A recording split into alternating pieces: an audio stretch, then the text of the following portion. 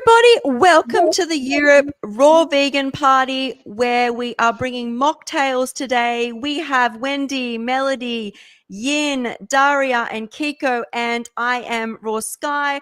Raw food saved my life and I love connecting with people all over the world, and we've all come together from Europe, Japan, Australia, Malaysia, and Europe, of course. It's their party.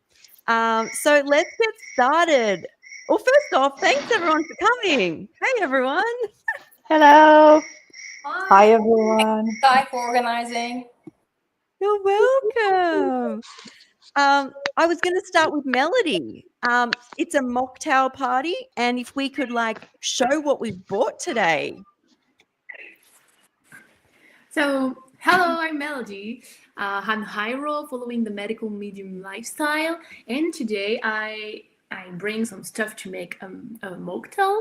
So I was thinking at first about a drink which is not a cocktail, but the bubble tea. Like all the trend with a bubble tea drink. And I was like, oh, I would like to make something inspired by it.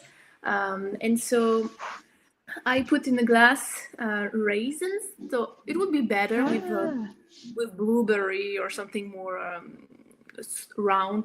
But I only add raisins, so I put raisin in it in the bottom. And after I have hibiscus tea, the hibiscus tea, which is very very red. So I'm gonna show you all the process. So I will pour the hibiscus, very red. Oh, it's a full party drink. I love the color. I knew that I would put all on the floor, so I planned that. And also after I will put the orangey juice.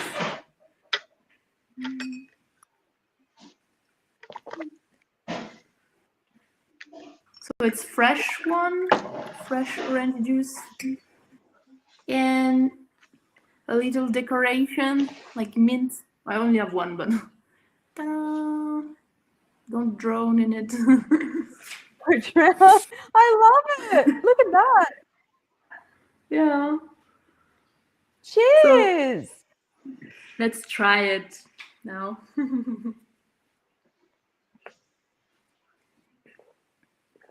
Wow, it's the first time I do it, but it's really really good. The taste amazing. of yeah, maybe with something more sweet, maybe with like maple syrup or honey or something, whatever, sweet. But the orange, it's still a bit sweet. Yeah, it's very refreshing, like the acid taste. Yeah, I like it. It's a it's a win. I love that. Also, I love the raisin idea because the raisins will fill with the liquid, like the boba. Yeah. Is that? I'm not a boba expert, but doesn't the boba tea pop? So these are better, I reckon, than blueberries because they will fill with the liquid. Yeah, maybe it's better to have something dried. Yeah, so at the end you can just eat it like that, or I don't have this with a straw. You can also have it like that. Yeah, I think it's good. Could be good cranberries. Also with, do dried cranberries. Anything dried. I love that. That looks like a drink that I used to love. Cassis liqueur. I don't know if you guys. In France, I can find it easily, but in the States, I couldn't find it. Cassis. Maybe in Europe, it's more well known. In Japan, it's very popular. Cassis. So yeah. That looks exactly like the one that I used to order when I was drinking alcohol. Yeah, I've been a fan of alcohol. I never really drank it in my life. I tried a bit, but I was like, how people can just drink that? Like a child, like that's good. And I never get used to it. Each try I was trying was like, that's not good. The taste is not good. Why I would continue to drink that? I don't want to drink that.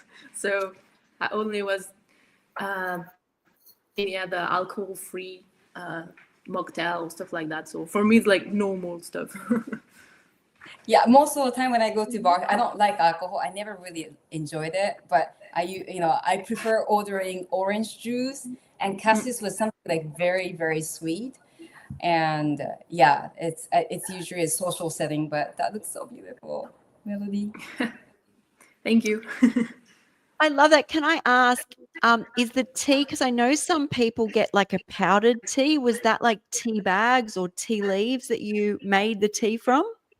It's the flower, so the hibiscus. Oh, So it's okay. not in a bag. Yeah, you just put the flowers in the water and yeah. So I let it quite long time because I wanted it to be cold, for the mocktail. So, Oh, I love that.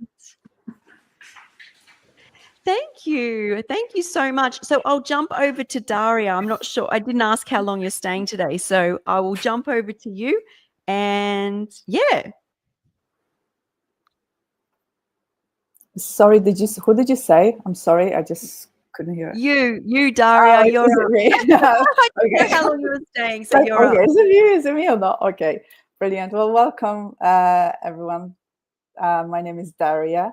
I specialize in natural medicine. I'm currently doing my PhD research in natural medicine, pro-conscious natural medicine, and I've been raw on and off for about 10 years. Mainly high raw, but at the moment raw, so I've got my time on and off. And today I'm joining you with a traditional drink in Spain, which is called sangria. I used to love sangria. Yeah. Gorgeous. So it's obviously non-alcoholic version, because I don't drink alcohol. And it used to be my favorite drink when I came to Spain for the first time, long time ago, over 20 years ago, when I visited Spain for the first time. I loved it. I loved it. I didn't like alcohol, but this was the only drink that I was able to drink then with alcohol, because it was sweet, it was citrusy, it was refreshing. So I thought I'd just make this one for today. It's not really a cocktail. It's more of, I don't know, it's a sangria. So the way I made it, because traditionally they use wine to make it. What I used hibiscus flowers to make it, just to get the color and get the taste. So just made a typical traditional hibiscus tea. I used the organic flowers from hibiscus, and I cooled it down. And then I chopped anything possible. See, so the idea of sangria is to make a drink from leftovers. So whatever fruit you have in the house, and normally here in Andalusia, there's plenty of oranges, lemons. I also add apples and fresh herbs. Today I've added rosemary. And just basically dumped everything in it, left it for a couple of hours so it had time to infuse all these delicious flavors. And there we have a cocktail. And first time I actually used this type of glass, and I thought, this is so awesome. I think I'm going to make it more often and just enjoy it, just sitting outside and enjoy it in a beautiful, beautiful setting. So this is my cocktail for today. Amazing. And the hibiscus again. And I love the color. And like, why not? You have, like, I think half the problem we need to solve is that, we're like, oh, I'll just grab a juice and we put it in our normal mason jar. But when you put it in a fancy jar, it literally locks into part of like party mode or like relaxing mode or spoil me mode, right? It brings a different feeling. I'm sitting here holding it and I feel like, oh, that feels special. That feels like I'm slowing down a little. I'm taking time for myself. I'm looking after myself. I'm gifting to myself something special. And how often do we do that for ourselves? And it could be so simple as with just a drink. You just put it in a different jar and enjoy it differently. And I actually drink hibiscus every night. It's got the reason why I do it, I do it because it really comes down the adrenals, and nowadays we all need a little bit of help with our adrenals to calm it down. So it's a wonderful flower with amazing properties. I love that. We do. We need to take time for ourselves and like treat things like a ritual, you know, sitting in a bath with a cocktail glass, another song I could write there. But like it's like looking after yourself. Yeah.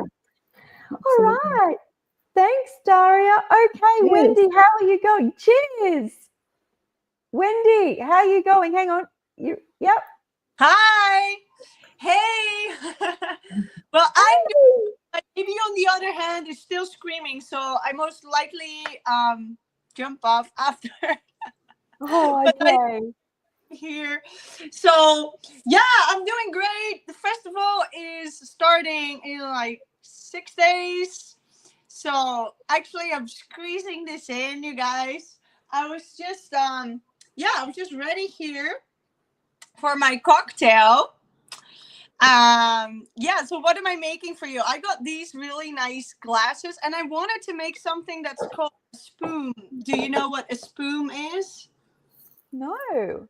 Okay, so spoon is something here in the Netherlands we call everything French kitchen, even if it's not French. And a spoon is a drink that you drink between meals to relax, calm down, take a moment to not eat in order to get to the next course. Okay. And this is usually made with champagne or some sort of bubbly drink and ice cream. And I like the ice cream where you have like stracciatella or something, where you have like raisins in it, or the one with pistachio where you have little pistachio in it. Now so I came up with that, and the flavor I want to make is mango flavor. So I blended here very sweet Palma mangoes that I prepared, and I made here a chia pudding just with some water. And here I got some leftover juice that you saw me drinking earlier. Yeah. What I added to this is lemon juice. So I added lemon to everything. And this is really important because when you add something bubbly, like I like to make water kefir. When you make water kefir and then you add like the lemon with something sweet, like the mango or the grape juice, then it creates this little bubbly feeling on your tongue. And I kind of like that. So we could take this jar actually, or you could take this nice one. I wanted to show you in the nice jar. So I'm going to put it like that. So I made my chia here. So we put the chia on the bottom. I think it turned out a little thicker than I wanted, but that's okay. You want it to be nice and firm. Oh, give me 1 second to blend it a little bit more because I noticed that it's not fully blended and then it doesn't come so nice. So I'll take you with to my blender for a second. So this is my blender. Oh, I told you last time, right? I got this from Australia. Yeah, well, it must be sturdy. Well, it's is it fruity, is it? Sorry? Is it fruity? Is that the name? No, it's from Fruity. Yeah, the name is Optimum. It's from Fruity. Yeah. I really like it. The motor engine, I don't know how you call it, that I have is so strong. I've been using this since 2017 and I'm multiple times a day. So I really I also asked them to be affiliated and get discounts because I keep telling people about it, but that's not because I really want to be with them, but that's because I really like my blender and people keep asking me. And So yeah, and also it benefits them as well, because when people get it, you might have a discount for them. yes, I got 10% discount, and twice a year they do something like 20%.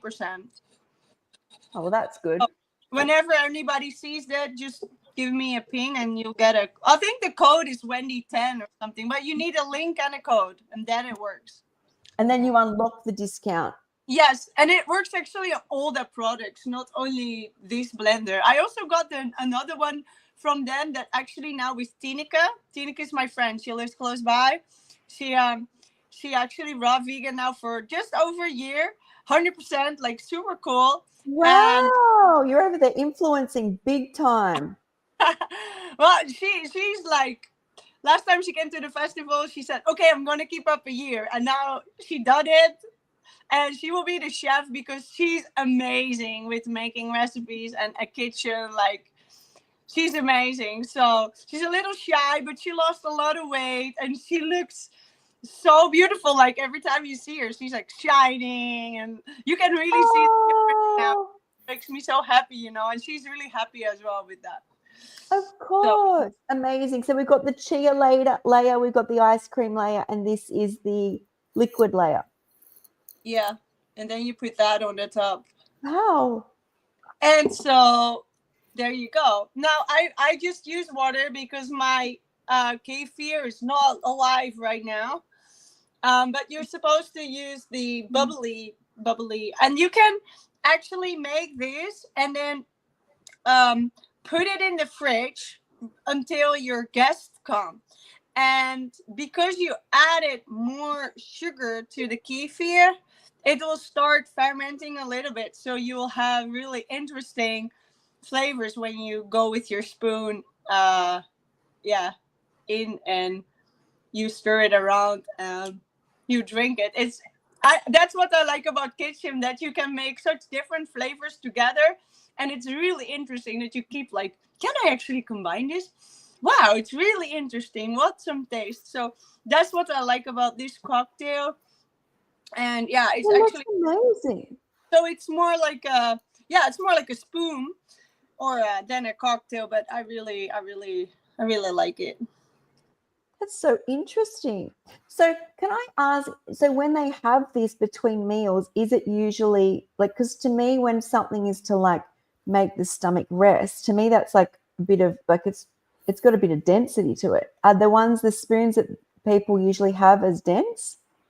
They have the ice cream, which is regular, like, oh wow, regular cow milk, sugar stuff.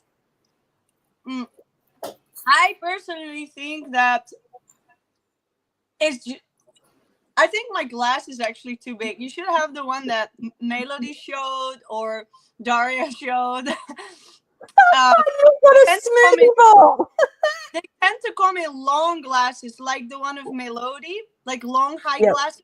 And you're supposed to keep space for bubbles. So let's imagine people going to dinner here as starting at 6 with an aperitif, and then they stay there like 12, like midnight. Yeah, right. So it's more like a very long dinner party. And in these kind of places, you like all the meals are tiny. Like this is big. Like there's a meal, but it's not a meal. It's like 4 bites, and then there's the next course. Right. Okay. Yeah, that makes sense. So in Australia, and I assume this comes from somewhere else in the world because we're a very new country, is we have like, not that I've done this in years, but have like a sorbet between meals to like cleanse the palate, like watermelon, or usually like it's like an icy lime. I actually, and Chef Yin's nodding, I actually think it might be, is it like from Asia, like that we've learnt that? I don't know where it's from, but I've had it at restaurants. Yeah, it's a palate cleanser. Yes. So that it prepares you for the next course. You eat something and something, then after that you have like a sorbet, and it's usually like lemony, citrusy. Yes. Yeah. And it's like refreshing, but it's like what you said, it's just a few bites. It's not like a smoothie bowl. But it's raw vegans, they go all out. Well, I think that it's supposed to be like a quarter of what I made, but you know. You go, girl. You cleanse that body. You give that stomach a good rest with those. And these spoons, I don't know, they usually have like bubbly wine in them. So they are usually like cow milk and alcohol. Like so but I like to recreate something different that's actually healthy. Well, yeah, because then they numb the person so they can eat more on the next meal. That's just a theory, right? I wonder if they're called a spoon because they're the size of a spoon, but you've gone for a soup bowl. A spoon with an M from mama on the end. Oh, spoon. Oh, thank you for clarifying that. Yeah. Yeah. Well, thanks, Wendy. Wendy, I have a question. Sorry. I have a question for Wendy because you were talking about the fruity. I'm just wondering, how does it compare to the Vitamix? Because I've seen like a very long time ago, like 10 years ago or something, I saw one of the raw chefs here in Malaysia. She's no longer raw, but she used to use a fruity as well. I'm using a Vitamix, but the Vitamix has some problems and it's leaking, and then it had some black oil coming out. So I need to get it fixed. I haven't yet, but I'm just wondering, like, in terms of a Vitamix versus the fruity, have you tried both, and what's the difference? Actually, I have a Vitamix. I used it 3 times, and then I kind of put it in storage and lost it. So it's somewhere in storage. So the first thing that I noticed that, okay, this Vitamix my blender is from 2017. I got the Vitamix in 2019, and I don't know how old it is because I got it from somebody else. But what I noticed the difference is that the Vitamix makes way more noise than mine. And that's why I have this one. Also, this one I chose is like the top of the top from Fruity. So I have this really nice digital display with programs that once I got to know the program, it's like beep, beep, beep, done. And I prefer that over having the 2 buttons where you do everything manually. Yeah. And then if you can see you can do a little bit different food. Like I noticed that mine is really a little bit more difficult side on the ice cream. You really need to thaw your ice, like your banana ice, a little bit before using it. And you cannot spin it too long because you'll notice that it'll get, like, you hear the sound and it starts to get warm. So you notice that then you have to stop blending. Of course, it's the same with the Vitamix, but I noticed that I see people like pushing it, and it just seems to be fine. I've never done that with mine because I think it needs more liquid for ice cream. On nut butters and cashew cream, it's doing just fine. Just blocks of ice, water, like regular water made ice, is doing just fine. But then when I had to compare the price when I bought it, I mean, it's like half of the price and it's doing the same thing, and I'm preferring it because of the noise. So yeah, you can compare this jug with the white jug of the Vitamix. If you have the smaller one that is smaller on the bottom, you know. Yeah, mine's smaller. For this one, like this one's better. Yeah. You see, mine's wider. Right. Yeah. So I think it's a preference. I don't want to say anything bad about Vitamix, but I think this is the perfect option for all the people out there who are thinking this is good enough. And I'm using this thing. Like I'm using this 2-3 times a day. I've been using it since 2017, so we're now 8 years in, and the thing is still doing fine. I'm not noticing any problems. So for me, that's why I told them, hey guys, can you give people some discount because I think it's a good product.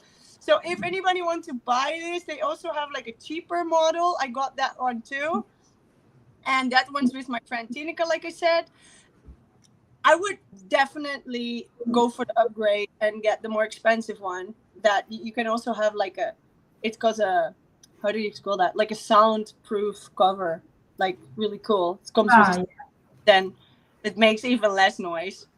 Yeah, I think that's super cool. Too much about the. I'm making marketing for them.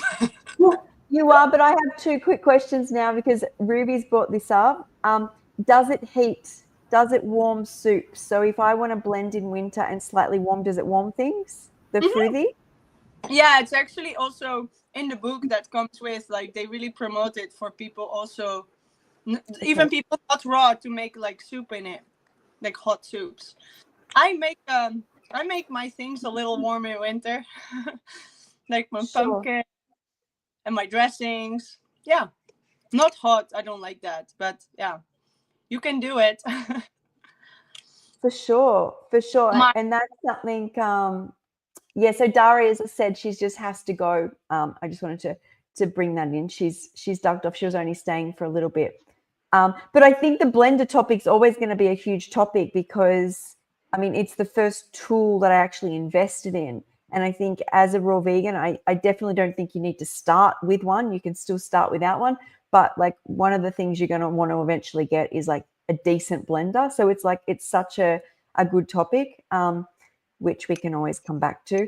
But before we go to Chef Yin,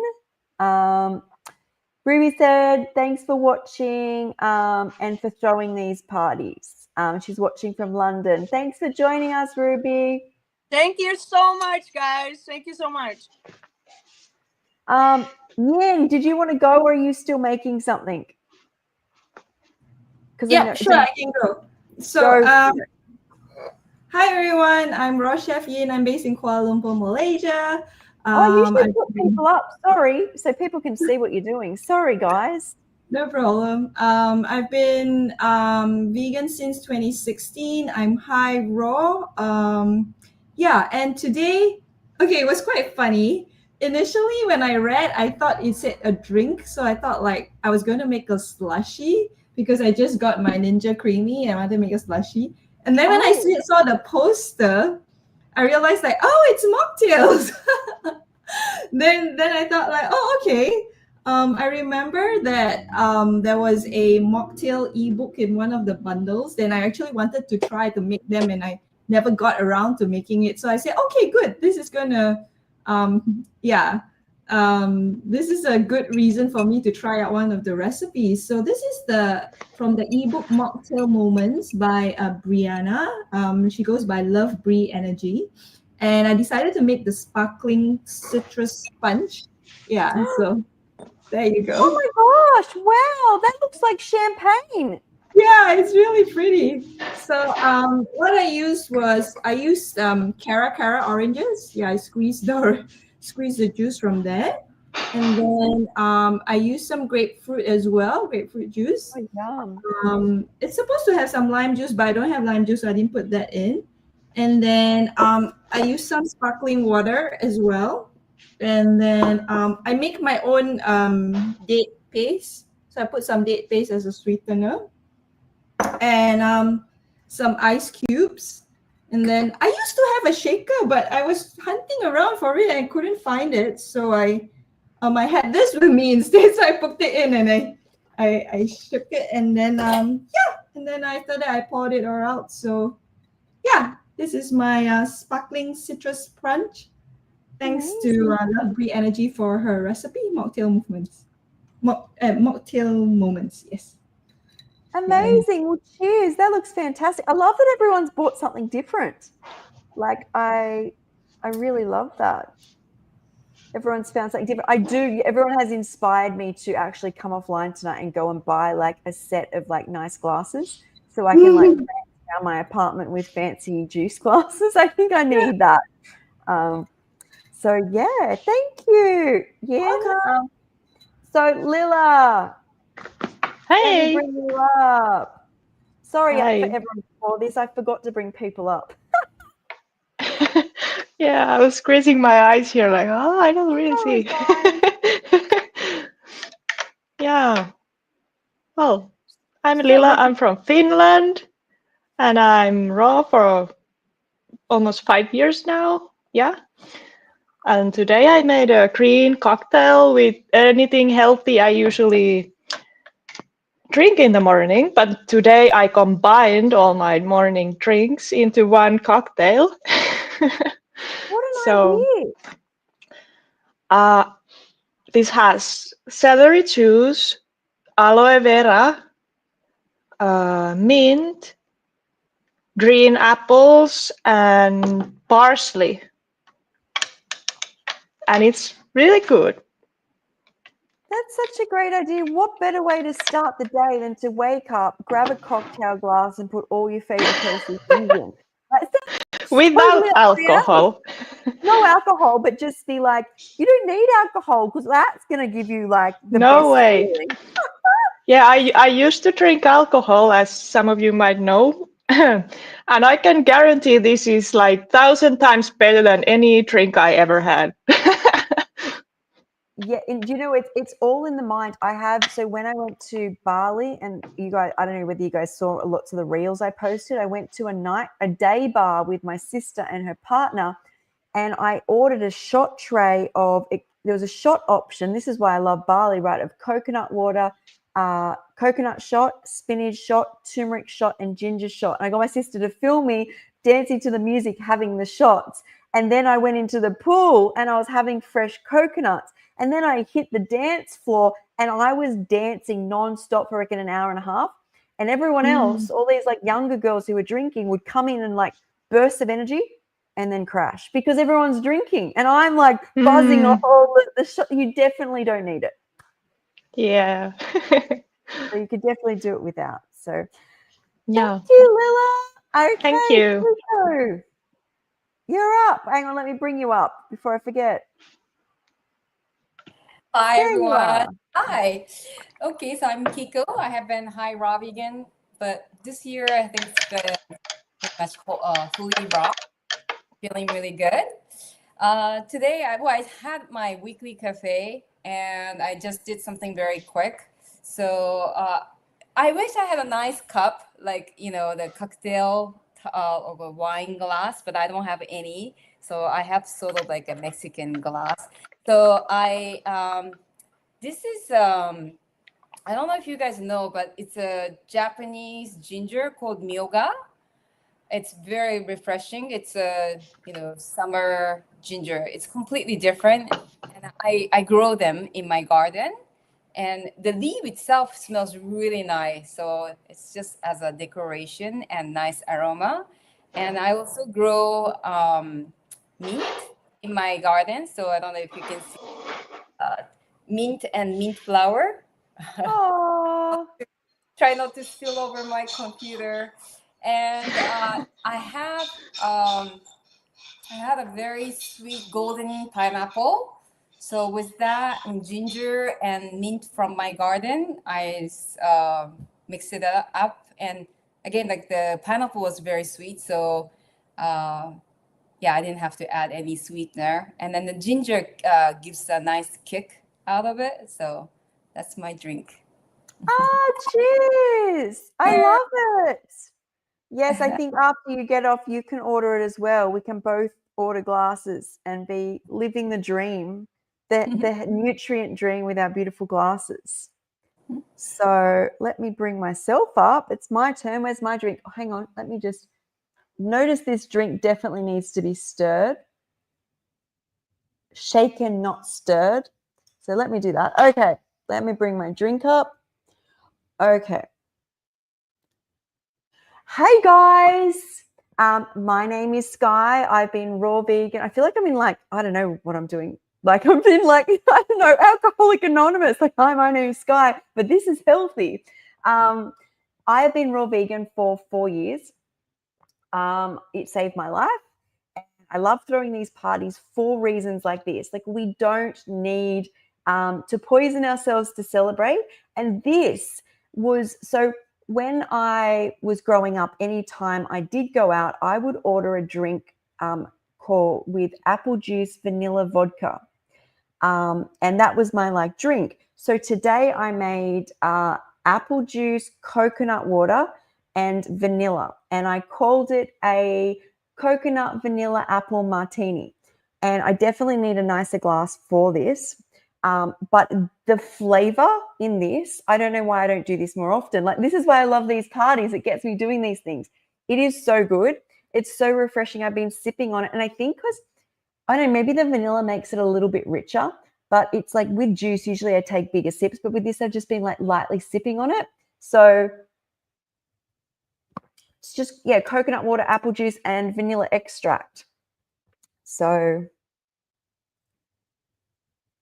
yeah, that's my drink. And I think it's so cool that you don't have to like have alcohol to celebrate. In fact, just like my barley story, you can feel better without it. It looks absolutely gorgeous and looks so good. It was. I would love to, and I think everyone kind of mentioned it, but I thought we could each go around and share how we deal with whether we drunk in the past, and how we deal now with social situations, because I know it's a huge one. This is why we do things like this, because you can make this or any of these drinks and take them to a social situation and feel more included. So if anyone, Melodie, you can start. And I know you said you don't drink, but what you do in social situations? Usually I don't do complicated. I just ask people to give me something like orangey juice, or I just to have a glass in my hand, and that's all. And I think now it's more kind of easy now, this kind of thing, because there is a lot of problems with alcohol and everything. So usually people have something with no alcohol for the people who don't want it, and yeah. But I don't do a lot of social event or I go to the one with people like you, so I know that it will not be a problem. Or like the festival, the Dutch Food Festival, this kind of thing where everybody is on the same page. And because I still feel a little bit like it's difficult to feel different, but I know it's very because of my stories and all the stuff that I have trouble to be in a group with people that are too different from me, because I feel bad, like I'm not normal, or there is something about that. And I know that I have still work to do with that emotionally, because it's one of the wounds that I have to heal. So yes, I'm not really going to social events, but when it happened, yeah, just go easy. I don't want to bother people also, so I just take something, and that's even water. Don't care. I like that. And thanks for opening up a bit there, because I think what I felt when I first healed and I went around social situations before even dealing with the social situation is I was so triggered because everyone was doing things around me which literally poisoned me my whole life. And it's very different now. But when I first, like, I'd been mostly in a bed, and everyone you're trying to show, like, this is the way, it will help you. And you're very raw and it's very fresh. And I really did find that I'm just watching all these people hurt themselves. And that's that I have, for me personally, has changed over time because everyone's on their journey and I'm not taking it so personal. But I know that everyone's in a different space at different times as well. But it's good you found things that work for you, like the Dutch Fruit Festival. Yeah. Yeah. Do you go to the raw food meetups? You mean other ones? Yeah, so Jamie Love throws, and each of us can do it. You can create the raw food meetup yourself in your area. It's like we all do it on 4 times a year. Have you ever gone to those? No, I think there maybe have somewhere, but before, to be a nomad, I was living in countryside, and people in countryside are not really eating differently than the traditional way in France. It's still yeah, still very rural, and so that was not this kind of thing. And And I didn't find the occasion somewhere. Maybe I should do it myself when I'm in the close to a city with a lot of people and good work. Yeah, I should try. Maybe I will think about it. Well, my theory was, I think I've been doing it for a year and a half now, is sometimes like I've always had about 5 to 7, I think 5 to 7 people show up, but a whole lot of, like, you can literally, there's people who just do it with like their vegetarian friend or even their meat eating friend, who for the day you just grab a friend. And anyone watching this, I will put Jamie's details below. I think the next one comes up on August the 28th. I think that's when it's coming up. So you just grab a friend if you want. I'm sure you do them, don't you? You do the raw food meetups? Yes, I've hosted it 4 times last year and once this year. I think the next one is on August 10th, though, if I'm not mistaken. Oh, 10th. Okay, it really is coming up. I thought it was 28th. Yeah, I think it's I 10th. really had the wrong dates. Yeah. Yeah, I Okay. can't host it on the 10th because my partner is actually performing at the jazz festival. So I was looking forward to hosting that, but then I was like, oh, I think there's a clash. So he was like, oh, just ask them all to come for the jazz festival and we can have raw food there. That's a great idea. That's a good social outing. Yeah, except that the jazz festival, it's a bit expensive it's a ticketed event, whereas whenever I host my raw food events, it's always free. Yeah. So yeah, but yeah, that's kind of a cool one to do. Jamie seems to be a bit quiet about it these days, though. Last year she was really active, but this year she seems to be a bit more quiet. But yeah, I think because Jamie isn't raw or high raw anymore, so I think she's still doing it. I think it's just her focus is in other areas now. yeah. But hopefully it still continues, because it's so, as you said, you've got a free event. You just all I do is, and I don't over cater, because I always on the day have people not turn up. I usually make like a couple of dishes, but tell everyone, this is what I do. I tell everyone to bring their lunch and meet me at the local beach, because I live near a beach. Because I don't want to make it complicated in case I wake up and everyone's like, I can't come. And sometimes I feel like that, but then sometimes I get a whole lot of messages with people trying to find me. But so I do the same thing, and I go to the local beach. I bring food. I tell everyone to bring their lunch, and everyone usually brings something like a treat. Like someone might bring a wrap. Someone might bring. Someone's bought like this Lisa's Swedish meatballs. I will usually do a couple of things. Like I'll do some dips, maybe my sushi, and maybe something else, and we just all come together. And it's so freeing because you're not chained or going to the event for really any other reasons but for the people and nature. Like it's like you kind of, it's what is beautiful about raw foods. It's not, you're not going because someone's paid overheads of a massive amount and you've got massive amounts of catering and you need things. It's just very freeing. But a lot of people that do this just meet up with like one person. Like it doesn't, I say you have to start to make these things take off, you know, build it and they will come. So I will put anyone watching, I'll put Jamie's details underneath after this. So it's a bit like a potluck. Well, I do it like that. Some people, I think I've seen Raw Chef Yin sometimes meet at cafes, but Raw Chef Yin is an amazing, like I like to think I'm a great chef, but Raw Chef Yin is like amazing. And I've seen some of the foods that she makes and takes, but I've seen you've done it in cafes as well, Yin, haven't you? Yeah, I did it once in. Oh, I'm sorry. Was it for? Either go for it, Kiko. I forgot you do it as well. Okay, Raw Chef Ian, I have seen, and she was so generous. I think it was during the raw bundle, right? And I was so impressed how much she prepared, and it was like for free. I was like, how much did you charge for those people? So I've done it a couple of ways because I was just testing out to see what works, different formats, because it's free and easy. You can do it in a park, you can do it as a potluck, you can do it at a venue. So the first time I did it, I worked with one of the vegetarian and vegan restaurants. They actually made my raw recipes. I gave them some of my raw recipes, so they made my raw recipes and sold it as a set. And then the second time, I think I did it as a potluck. yeah, so I brought food, and then I just told everybody, if you don't know how to make something raw, just bring some fruit, you know. And then the third time, I thought like, oh, let me try doing a demo, because I thought, Ooh. because some people are, even though when you tell them like, oh, just bring some fruit along, they still feel I don't know, they just feel like, oh, scared, I don't know what to bring and stuff like that. So I said, okay, what you guys don't need to bring anything, I'll do a demo. So I showed how to make a raw vegan Nutella, raw vegan crackers.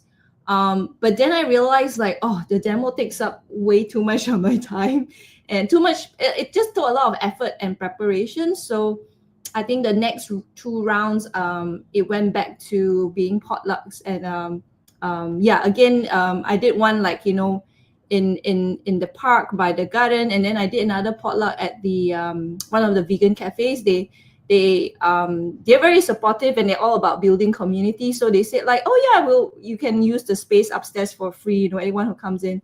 And then I just encourage people to just like buy a smoothie or buy a juice from the cafe. But then I brought the food, and then people also brought food as a potluck. So yeah, that's how I've been doing it so far, just experimenting with different formats, seeing what works. It's really nice to just build the raw vegan community here, because there's so few of us. It's interesting though, most people who come are not. So I met two ladies who were raw. They were doing, but they're more doing it for health purposes. They were on Dr. Brooke Goldner's Yep. protocol. Yeah. Another guy was also vegan, but he wasn't raw, so but he was very curious. And the others are just I think they're just coming for the food. They just want to come and taste my food, which is fine as well. I really enjoy talking to them, mixing around with them, and just sharing the word about raw veganism. Yeah. Yeah, I realized how, because like I work all week, and then my Saturdays usually are spent, well, cleaning my apartment, going to the the farmers market, and then Sunday is like my day where I gather myself. And I was like, if I have to do a lot and nobody shows up, but while I build the community and different people come each time, and everyone has such an amazing story, it's such a beautiful thing to do. And I just want to preface here that you can bring your fruit and grab a buddy and start it, because a lot of people will complain that there's no one that's raw vegan around them, but you won't build the community unless you just start. That's what I say. And that's what we're doing here is like build. The more we do this, the more people will see it and feel connected and want to be part of it. So I tried to change the description. I can't do that till after the live, but I can put down in the comments. I don't know where this comment will come up because I am connected to Facebook and YouTube, but I'll write, find Jamie for the raw food meet up here. So I'll put that. I'm not sure where that actually gets. It says YouTube. So if you're on Facebook, I will connect that up after. Kiko, you've done it a couple of times. You look like you do it in cafes. Is that right? Yeah, you know, for me, my experience is that I've done a few times now, not just with the raw worldwide meetups, but on my own as well. But I realized that there are not too many, like they don't understand what raw vegan means. They might understand vegan. So what I did last time was I hosted at my cafe, because some people who were really interested in raw vegan food, they did not want to prepare anything for them. So, you know, I just opened up my raw cafe, which I usually open Tuesday today. But for that day, I opened just special day. And quite a few people actually turned out.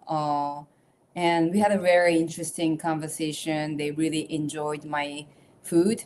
The thing is that it's a lot of work on my end because, yeah. That's what I didn't want to do. I wanted to enjoy it and not be caught up in, yeah. Right, exactly. You know, I did find someone who was high raw from another the prefecture next to me.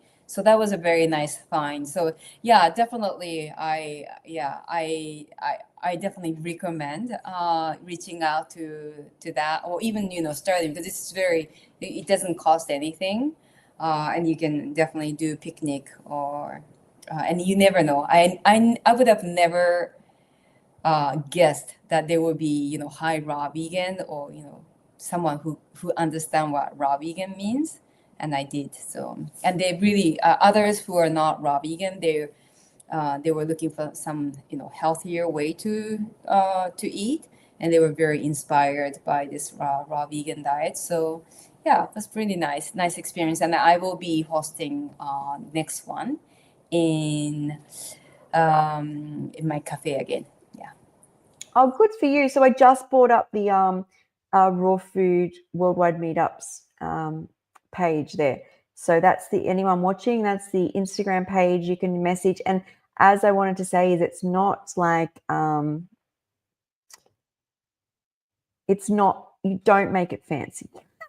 This is the whole thing about the socializing and making of recipes. And when you do meetups is if you start overdoing things, you'll just end up in this avoidance mode where you're like, it's all too stressful. I couldn't do it because it was too much. So I always have my limits. It's like, you've got to, do what you possibly can for your health, but don't make yourself sick over your health type thing.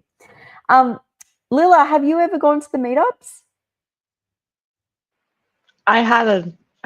We clearly don't have any in Finland, but maybe I should create one. Well, we have a raw food association in Finland, which I work in actually. And wow. We do have some restaurant meetups, but of course we don't have raw vegan restaurants in Finland, so it's not really ideal. We should come up with something new, or I should come up with something new. But now I'm in Spain actually. Here I find more raw vegan people, so I might even meet a few in the future. I have met a few, but not like these gathering things yet. No. Yeah, it's I'm about to go to, I'm so excited, to New York, Florida, possibly Canada, and LA.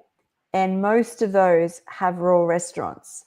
So I feel like I will be like living it up as much as I can, because I've only had gone to one raw restaurant. It was such an amazing experience. And we don't have them here in the whole of Australia. I don't think there's any. Wow. Yeah. So that's that. So Kiko, did you want to say something, Kiko? Oh no, I was just really surprised that there was no raw vegan restaurant in Sydney. None. There was. Every time I find one, it's like when I first went raw, of course, I was like, where are they? And it was like they just closed, or they closed. And then they're like, there's one in Melbourne, no, it's closed. And then Freely's like, there was one, it's closed. The story is, and I guess I feel like a lot of it might have closed during COVID, but I don't know.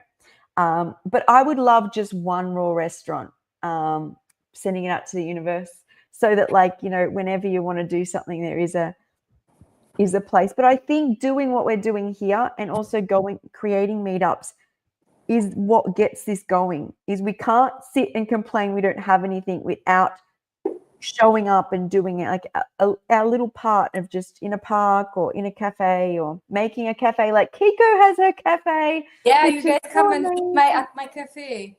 I will be. You're coming over to Australia first, then I'll go do Japan. Definitely.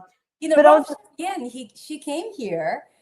We missed each other, but that time I didn't have my cafe, and I was a bummer. But next, you're gonna have to come back. Yeah, we were trying so hard to meet. We were like, oh, we could do this day, and then we could do this day, and then maybe we could do this day, but we couldn't get a day together. Yeah, it's difficult when you're traveling. You have a limited time. Yeah. Yeah, it is. It definitely is. But I was going to say, Kiko, do you want to share a bit about your past with alcohol, and then how you ended up, you cope now socially? Yeah. With just, any social event with the raw foods and the not drinking now. Yeah, thank you. So for me, I never liked the taste of alcohol, and I just, just like Melody was saying, I would order orange juice, but then I would stand out. Like they would always ask me, like, "What are you drinking?" I'm like, "Orange juice," and like, "What?" And now I'm okay. Like people commenting on me because I'm comfortable with it, but it was over time I started to drink what people were drinking. I think people, at the bar, they're not, or friends gathering, they're not really comfortable when just one person is not drinking, right? Because they want to do silly stuff and they don't want anyone sober, I guess. And with that, maybe social pressure, I started drinking. And especially when I was living in New York, I was like drinking a lot. I mean, and I could drink a lot. I don't get drunk easily.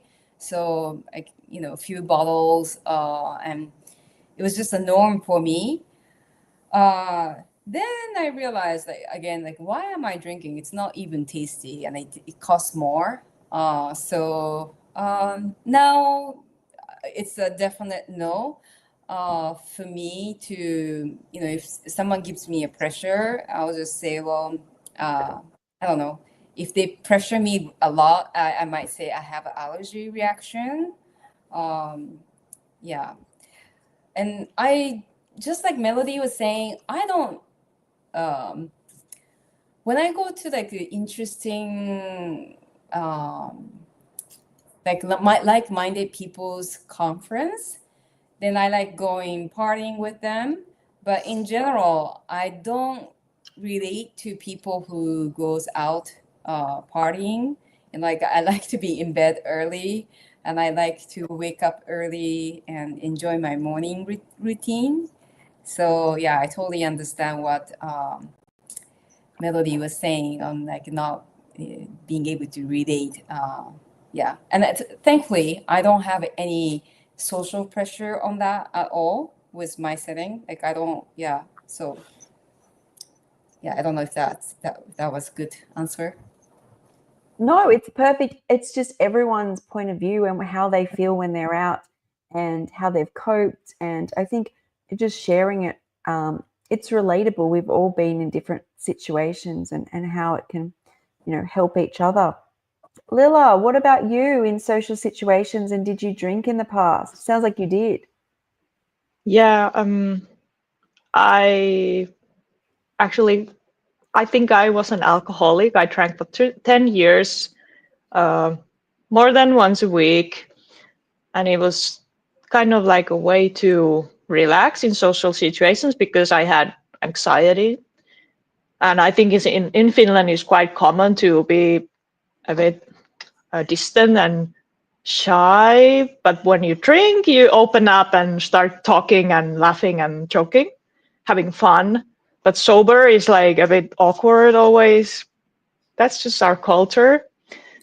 So it's just really common to drink and to be an alcoholic in Finland as well.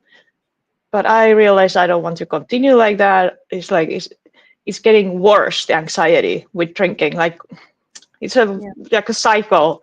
It's not better. You're not getting better socializing or mentally when you drink. It's just an illusion for a moment. So I quit. And I after switching to raw food diet, I got rid of the anxiety anyway. So I started to enjoy socializing and talking and chatting and joking and even partying. I still like partying. I'm still the one that wants to keep going, like until the morning if anyone's interested, talking and dancing. But at this age, my friends are usually more like the going early to bed people. So I don't have anyone to party with anymore, but I would like to a sober party. I don't care if they are drinking, that's fine, but I don't need it anymore.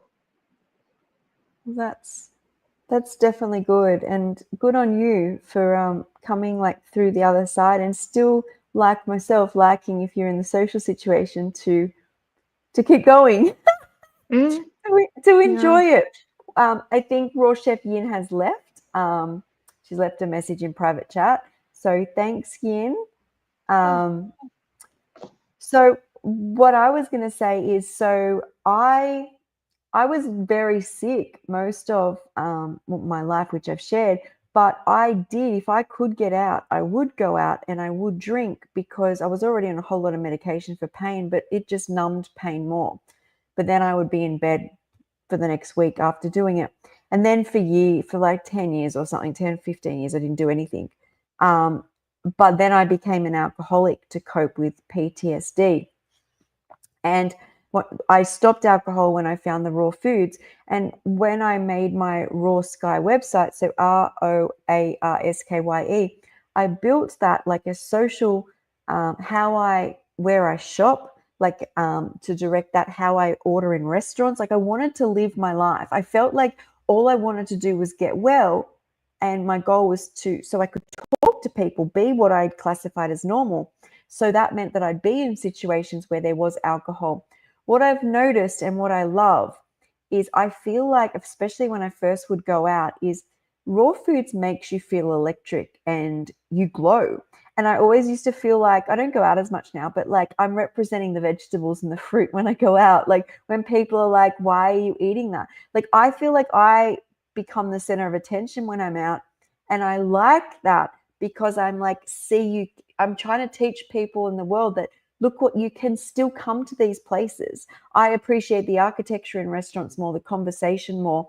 I stay for the view. And then afterwards, instead of going home and going to sleep or having more alcohol, I do things. Like I have a full day, and I feel like I liked being that in social situations. The other thing is I mean, I am 44 this year, but my sister's 40th was like a couple of years back. And I was on the tables dancing with apples in my hand. You can do it. You can do what people do with shot glasses and wine glasses, except I had more balance. I kept going. I never stopped. The conversations I held were on point. There was no slurring. There was no spitting. And I woke up the next day and did running and Pilates.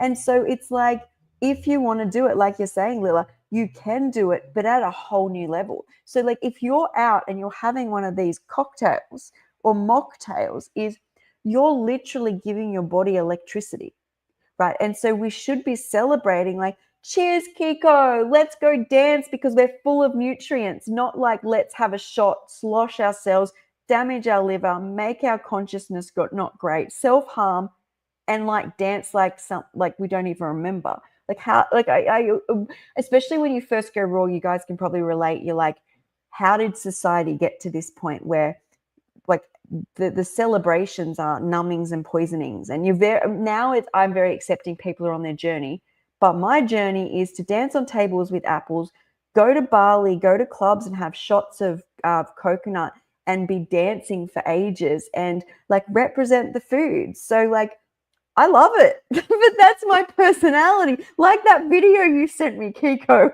that little boy dancing out of like nobody's watching, and I'm like, that is me.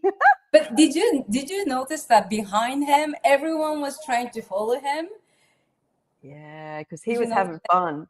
Yeah, Person on the table dancing for hours with an apple. People go, what is with this? What am They're I? jealous. Yeah, that's what I reckon. But you know, I do remember one time, like quite often I don't drink at all, and I love dancing. You know, I love partying late at night. Sometime, right? Not every night, but sometime. And I remember one night, a guy was saying like, "Oh my gosh, what is she taking? Like, she must be taking something, you know, hardcore drugs or something." And they thought that I was wasted. Like, because I was like so high, wasted, like they thought I was too high, so everyone was like, what is she taking? And I had not even a single alcohol, and they were so quite impressed that, you know, I could be so high without any alcohol in me. But yeah, it's true, there's no crush without alcohol, so you've got more energy to dance and Yeah. Yeah. You definitely do. We need to have a party and show people what it's about. Like, can you imagine us like laying out durian and then hibiscus tea cocktails and like talking about how we're like, you know, nourishing and electrifying our body as we like dance, and like you feel more confident in the clothes you wear because you have looked after yourself. Like, you know, and that's another reason why you dance like no one's watching, because I've looked after myself. I'm not worried about like awkward bits on my body because I'm like, I've like spent years looking after myself. So it's like this win-win-win. But I get what you're saying, Kiko, where if you have to find, I think, your mindset before you go. And as I was saying, like when I went raw, I realized I'd be in these situations and I'd worked out my role was going to be like, I'm representing what people can be, they can do. But if you're, especially if you become weakened, and this is why I usually go to an event, and I know I said earlier that I will stay long, but usually I'm like a burst of energy for the first 4 hours. When everyone around me sloshed, I leave. Because I'm like, no one notices that I'm gone. Everyone only remembers the first part of the night anyway. And they're like, oh, did you go? They assume I was doing that the whole night because their consciousness and brain taps out. So I'm like, no, I come in, boom, and you guys are like going for like ages and you don't even remember, but you wake up in the morning. And I've done this when I was younger, is you look in your phone or your, back then it was your wallet, and you spend all this money and you do not remember. Like it's like checking like when, you know, at midnight you've got money out and gone and got more drinks because you thought it was a good idea. Not a good idea. So One of the best parties I remember is, when I think about party, it's always outdoor. Like I don't enjoy the clubbing indoor. Some of the party on the beach and DJ outdoors and no smoke. And those are the best one. Those are the one that I can remember. And yeah. Isn't it because we're like vibing with nature? Like the electricity I get from like nature, and Yeah. like juices like and cocktails like nature's essence, right? Mm-hmm. So it's like we need to have like, I'm going to Thailand next year. We need to all meet in Thailand or something and go to a beach. Are there full moon parties? I know a lot of people like Oh my God. Is it like is it for event or what's the purpose? Yes. So mum and dad, here's me. This is so me. Mum and dad are like, we're doing like we usually do like one family trip a year, and next year's like Thailand. And I'm like, first thing I do is go, who lives in Thailand? And I know Tony does. So I'm actually talking to Tony in a couple of days. We're trying to put together a retreat for over there. So I will go with family. Yay. Sorry, I have to go. Thanks That's all for right. this Thanks nice for joining event. us. Thanks for joining us, Lila. Bye-bye. Bye. There we go. So I'm so as soon as I love Tony. Tony's one of the first. Do you know who Tony Jessup is? No. She has the Rawlicious. She's Rawlicious. Oh, the British lady? She's blonde. Yes. She lives in Thailand. Oh, yeah, okay. Yes. So I adore her. She's one of these first people I followed and connected with, like when I was like a young new influencer as a raw vegan. And and I knew she lived there, and I've always wanted to connect with her. So we're going to try and do a retreat off the back of my holiday. So it should be the start of June, that retreat, if anyone listening is interested, because it's a great place to do it because it's not expensive. Where in Thailand? Which part? I will let you know. We don't like she's got, first thing came to her head, she's like, I know the place I want to do it, but I don't know whether the girl got back to her. But she's done many retreats over there. Cool. So, but like the idea, it's like Thailand or Bali in my head is like, I mean, I could spend a couple of days just going off into the jungle, grabbing some durian off trees, dancing in waterfalls, being a fairy. Yeah. Melodie, have you been to Thailand before? No, I never went in another continent than Europe yet. I have a passport for not that long now, And I'm still a bit afraid to go that far alone. I would like to be with someone to go because it's a long trip in the plane and everything. So I'm a little bit like I'm not really used to plane. I only took it like 3 times in my life to go in the south of Spain. So it was a little trip, like 2 hours on the plane. So yeah. Okay, got it. Yeah, if you have friends waiting for you, that might make it easier. Yeah, but even in the plane, it's so long. It's like if it's 12 hours, what I'm gonna do alone in 12 hours? You sleep, Melody. You sleep in the Yeah. airplane so that you have more energy when you arrive. Yeah. I'm sure I couldn't sleep in this kind of transport. It's a bit scary, the plane. Yeah. Yes, I agree. But what you do when you're on it is you think about where you're going. Like that's because I actually do agree that I have not had great experience traveling as a raw foodist, but I think that that's only because of my health. I think I'm really sensitive to. There's a lot of nuclear energy that comes off from airports and planes, Yeah, and me when too. you're only on, when you try and have just fruit to hydrate, which helps, but then it's like being like you just. I get usually my trigeminal neuralgia. I'm about to go to New York, and I'm like, I will take it as I go. So I'm pre-planning to take fruit, salady things, like everything, what my body needs, I'll have with me. So she starts. What So are it says, you? Roll just Tony says she's looking to start a raw international community in Thailand. She's amazing. She's like beautiful soul. She has that beautiful energy. That would be amazing. I think like in truth, I could go live in Thailand. As in like if I was to live anywhere without further thought, as in, you could just rent places. There's people who are raw in Thailand. I could still coach from Thailand. I could do YouTube from Thailand. Anywhere else, I feel like there'd be more thought that would have to go into that. But like mum's like, when are you coming back? I'm like, well, I don't know. I could just do back-to-back things over there. We'll see what happens. Maybe it'll be a ticket that I come back later. Oh my God, that should be fun. Yeah, look you. And do you know when about around when would it be So summer funny. time? Yeah, no, it's May, June. So mum gives me dates and they go in one ear and out the other. But I'm sure it's May, June that we go. And then so it'll be like June that will be the retreat.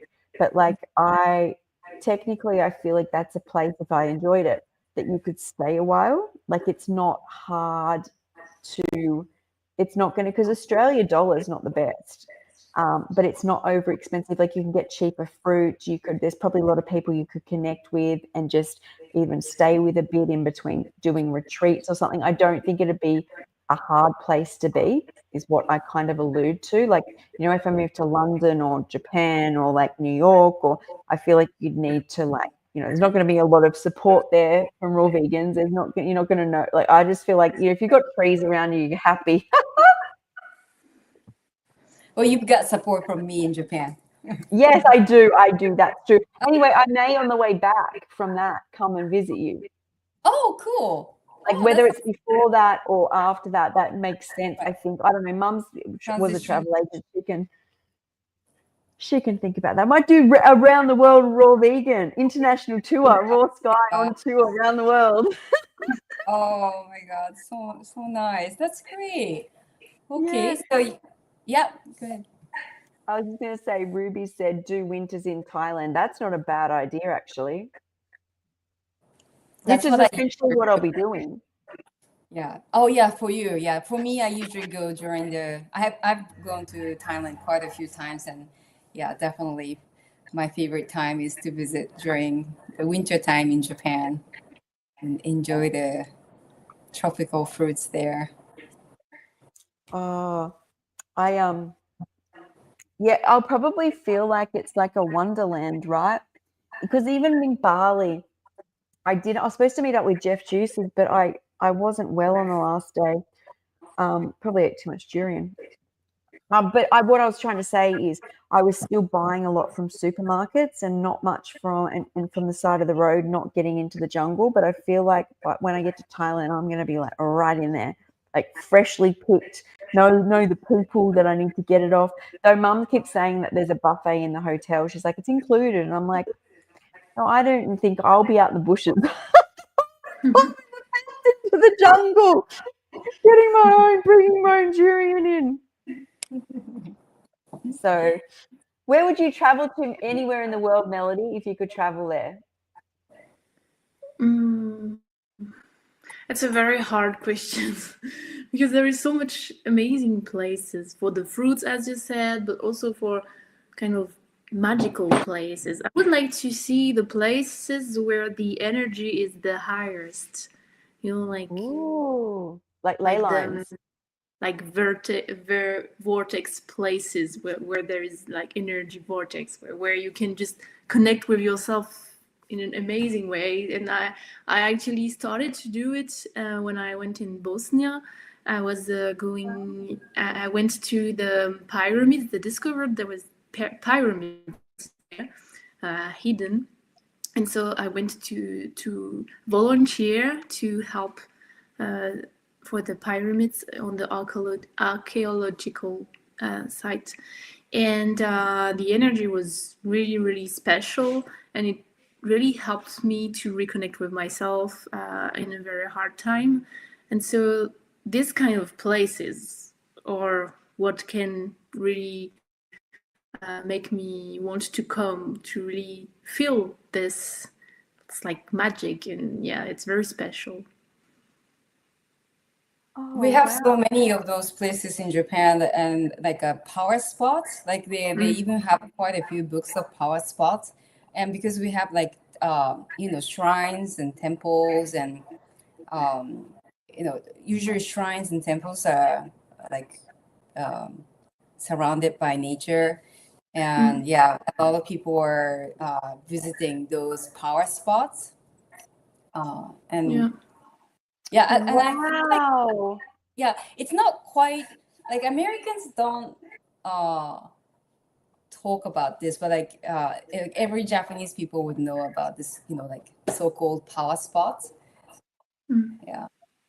Would be called So Mount Fuji in Japan is seen as a portal between worlds.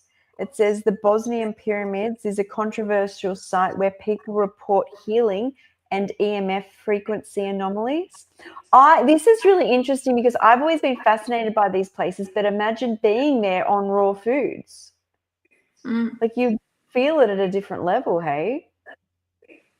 Yeah, it's very inside the tunnels. It's just crazy. It's like you really are somewhere else than on Earth, or on Earth, but a long time ago, before there were all the how we call it, all the waves, all the stuff, electrical stuff, and it's like you're experiencing what it was to be on Earth on a time where you could be naturally connected to the nature, everything, because there was no interference in the air.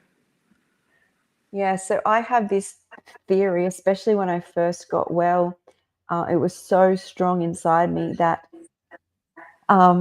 how we evolved in dense energy, like machines and computers and like medicine, and how we should have evolved in light and sound energy, and that we as humans cannot really even comprehend what those energy fields that would have supported like life and consciousness are like we call them subtle energies, but they're stronger, and they're the subtle energies that run the human body, yet we rely on dense energies. And yeah, that's amazing, Melodie. I think I need to go to some of these places. I was just looking at some of them. Yeah, on this site where there is the pyramids, they created a park with a lot of infrastructure, like structure about spiritual activities, like big I don't know how we call it, but like a circle. You have to walk the circle in kind of a meditative way, and you have a lot of different little things that you can do like that. Also, like a pyramid, and you have to go on it, and there is another pyramid on the top, and you go here, and you have to kind of connect, and the structure is doing something. Well, so there's different stuff to do in the park. It's really amazing, really. Wow. I remember when oh, sorry. Oh no, were there many people? Yeah, there is a lot of people coming from around the world, and it's crazy because the people who are going to volunteer to help on the site, because we have to remove all the rocks inside the tunnels to succeed to go inside the pyramids, which is still not a thing. And so people come from around the world, and it's crazy because everybody volunteering has their own story, like magical story, how they just be attracted by this place. Even me, I have a special story about that. It's like we all have been called to come at some point, and it's really crazy. That's interesting because here in Japan, like this again, like the power sport, like Japanese people in general, they love it, and so there are books and people talk about it, and then once there are too many people goes to that sport, like I feel like the energy just kind of drops. So I mean, it looks like that this place in Bosnia is like well organized and like more spiritual way. Yeah, maybe it's supporting that there is this side, and also because it's attracting a lot of people who are actually already connected spiritually. So it's just reinforcing the place. I didn't met people who are not at least very open about that there. So there is something about that too. Like that's funny how it happens. Yeah, you don't want to be becoming a tourist spot and a keyring and a t-shirt, and like that destroys the energy, right? So it's like that's a balancing act in itself. Yeah, exactly. All the secret spots, right? It's all the secret spots all over the world that we need to go visit and not tell everybody about. Keep it to my YouTube channel, our YouTube channels. Well, so I usually talk about the pyramids because if more people can volunteer there, we could go faster to discover the inside of the pyramid. So we need more people to help. Well, hopefully people will go. The right people will go. It will open. Everything unlocks in divine timing. So it will unlock when it was meant to unlock. Yeah, for sure. The right consciousness. I remember when I was really sick and I used to watch all of these like healing type YouTube videos. And the best healing YouTube videos I watched when I was sick that are like literally burnt in my brain, I can never find again.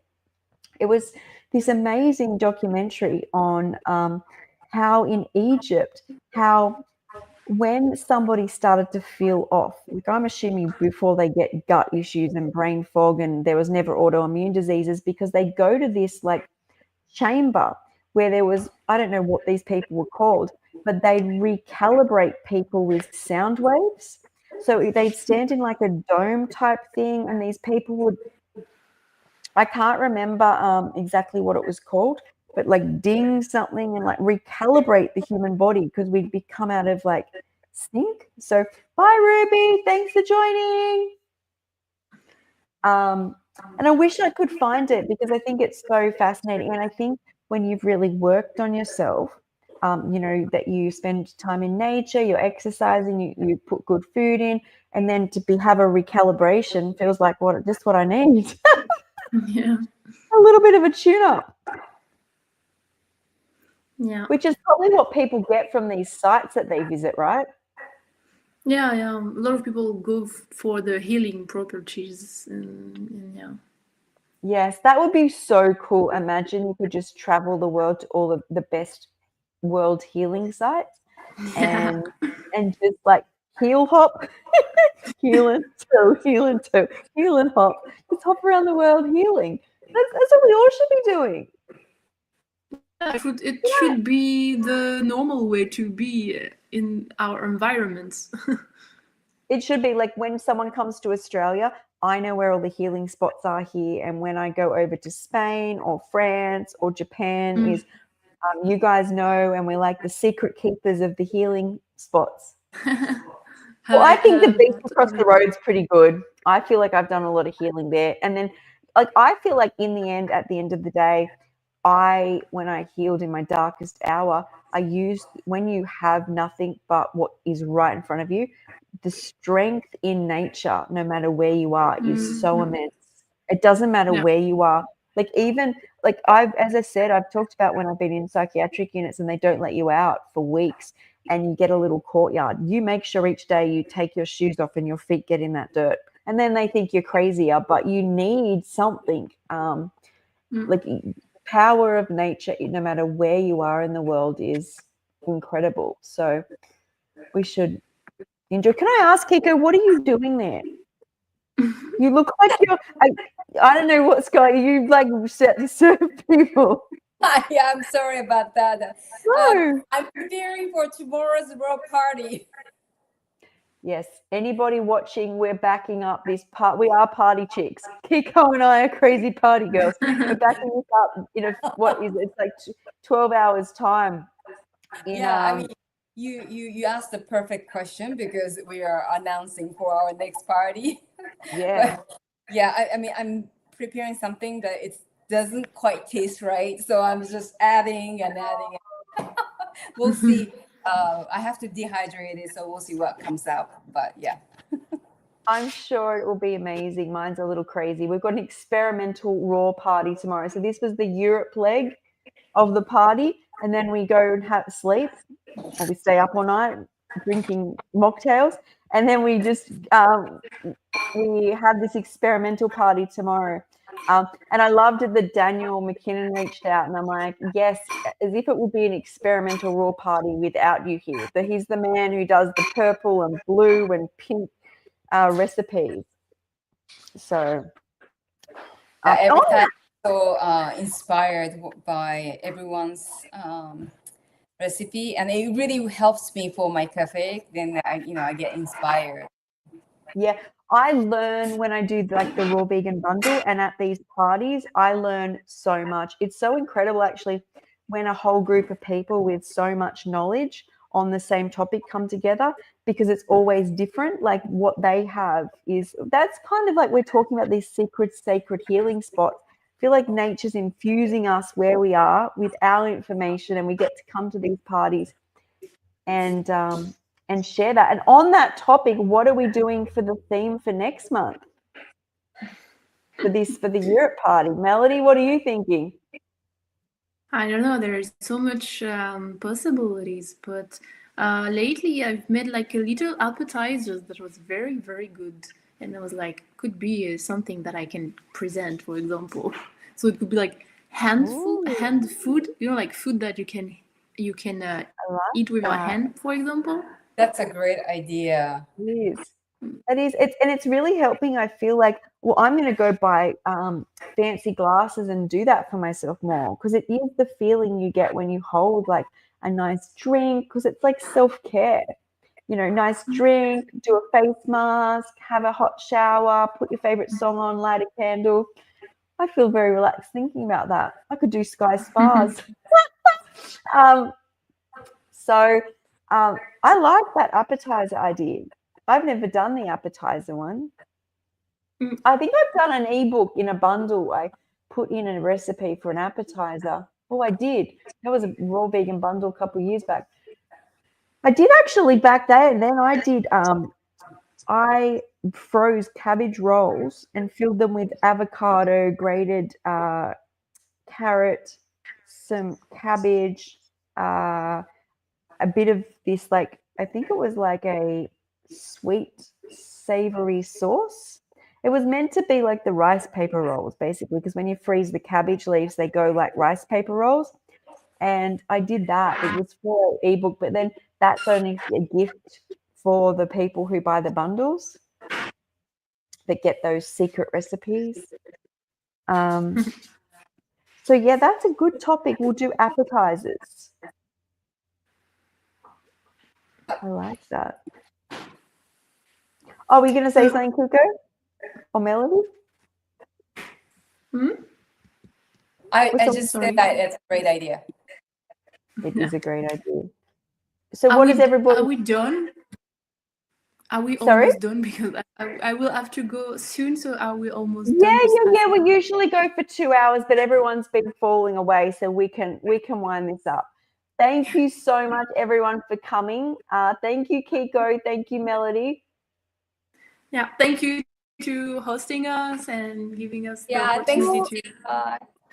You're very, very welcome, and everybody watching. I'll get these hours right. It's in almost exactly 12 hours time. We will have the Raw Vegan American Party live with all experimental recipes. So yeah, so join that as well. Yay. All right, guys. I will Bye. see you soon. Bye. Thanks, everyone. Bye. Bye. Thanks.